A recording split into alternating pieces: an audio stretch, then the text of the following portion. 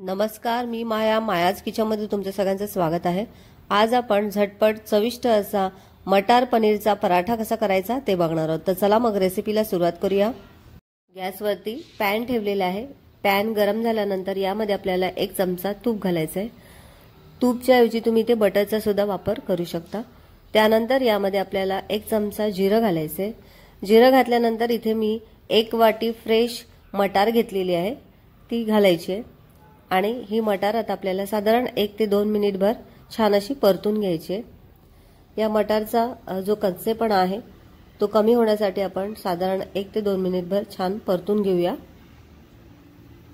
इथे तुम्ही बघू शकता मध्यम आचेवरती 2 ते 3 मिनिट झालेले आहेत आणि आपले मटार पण छान असे वाफले गेलेत। या स्टेजला इथे आपल्याला 3 हिरव्या मिरच्या, 3 ते 4 लसणाच्या पाकळ्या, त्याचबरोबर आल्याचा लहानसा तुकडा घालायचा आहे। आणि आता हे सुद्धा आपल्याला या मटार सोबत साधारण 1 मिनिटभर परतून घ्यायचे। इथे साधारण 1 ते 2 मिनिट झालेले आहेत। त्यानंतर इथे आपल्याला पाव चमचा हळद घालायचे। हळद घालून याला छान असं मिक्स करून घ्यायचे। तर इथे तुम्ही बघू शकता आपला मटार छान असं परतला गेलेला आहे। आता या स्टेजला आपण गॅस बंद करूया। आता हे मटार थंड झाल्यानंतर मी एका मिक्सर जार मध्ये घेतलेला आहे।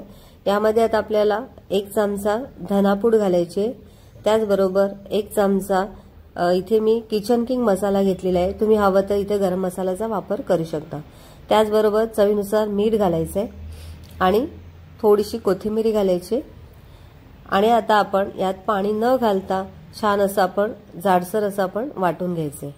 तर इथे तुम्ही बघू शकता मी अशा पद्धतीने ही मटार छान अशी वाटून घेतलेली आहे। आता हे वाटून घेतलेलं सारण मी एका बाउलमध्ये काढलेलं आहे।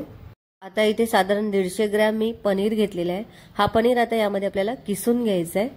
आणि पनीर किसून झाल्यानंतर आपल्याला हे सर्व मिश्रण एकजीव करून घ्यायचं आहे। तर हे सर्व मिश्रण मी आता एकजीव करत आहे। इथे बघू शकता आपलं मिश्रण एकजीव झालेलं आहे। आता इथे मी ऑलरेडी पराठ्याची कणिक मळून घेतलेली आहे। आपली जी चपातीची नॉर्मल कणिक असते त्याच पद्धतीची मळून घ्यायची। इथे पराठ्याची कणिक थोडीशी आपल्याला घट्ट ठेवायची। आता इथे मी 1 कणकेचा गोळा हातामध्ये घेतलेला आहे आणि ज्या पद्धतीने आपण पुरणपोळीला पुरणाचे उंडे तयार करतो त्याच पद्धतीने आपल्याला या पारीमध्ये हे सारण भरून घ्यायचे। आणि जितकं बसेल तितकं आपल्याला हे सारण या पारीमध्ये भरून घ्यायचे। आणि अशा पद्धतीने वरतून थोडंसं आपल्याला पीठ पेरायचे, जेणेकरून या वाटाण्यामधला जो काही ओलसरपणा आहे तो या कणकेला लागणार नाही आणि आपली पारी जास्त अशी फुटून निघणार नाही किंवा बाहेर येणार नाही आपलं सारण। तर अशा पद्धतीने मी एक उंडा तयार करून घेतलेला आहे। आता आपण हे पिठामध्ये थोडंसं घोळून घ्यायचंय। दोन्ही बाजूनी पीठ लावून घ्यायचंय। पीठ लावून घेतल्यानंतर आता आपल्याला हलक्या हाताने लाटण्याच्या सहाय्याने आपल्याला पराठा लाटून घ्यायचा आहे। अजिबात याला प्रेस करायचं नाहीये। तर हलक्या हाताने आपल्याला हा पराठा छान असा लाटून घ्यायचा आहे। जितकं होईल तितकं तुम्ही पातळ लाटू शकता किंवा तुम्हाला जर का जाड हवा असेल तर जाडसर सुद्धा लाटू शकता। आता इथे तुम्ही बघू शकता मी एक पराठा छान असा लाटून घेतलेला आहे। पराठा लाटून झाल्यानंतर इथे गॅसवरती मी ऑलरेडी तवा तापायला ठेवलेला आहे।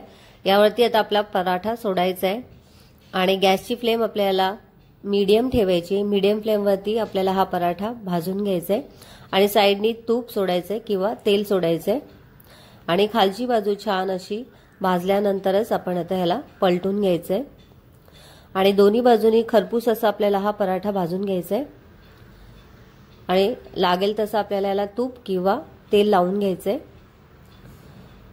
तर तुम्ही इथे बघू शकता मस्त असा आपला पराठा तयार होत आहे। अगदी सुंदर लागतो। तुम्ही एकदा नक्की करून बघा मटार पनीर पराठा। हा पराठा तुम्ही लहान मुलांना डब्यात देऊ शकता किंवा मोठ्या माणसांना सुद्धा खूप आवडतो, कारण रोज रोज भाजी चपाती खाऊन कंटाळा आला असेल तर अशा पद्धतीचा तुम्ही पराठा नक्की करून बघा।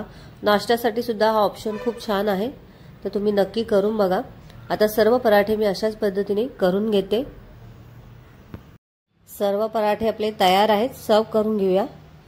तर बघा किती सुंदर चविष्ट असा आपला मटार पनीर पराठा तयार आहे। तुम्हाला ही रेसिपी आवडली असेल तर कमेंटद्वारे नक्की सांगा। व्हिडिओला लाईक करा, शेअर करा आणि बेल आयकॉनला क्लिक करा, जेणेकरून माझे नवनवीन रेसिपीचे नोटिफिकेशन तुमच्यापर्यंत पोहोचतील। रेसिपीविषयी तुम्हाला काही प्रश्न असतील तर डिस्क्रिप्शनमध्ये टेलिग्रामची लिंक दिली आहे, जॉईन करा।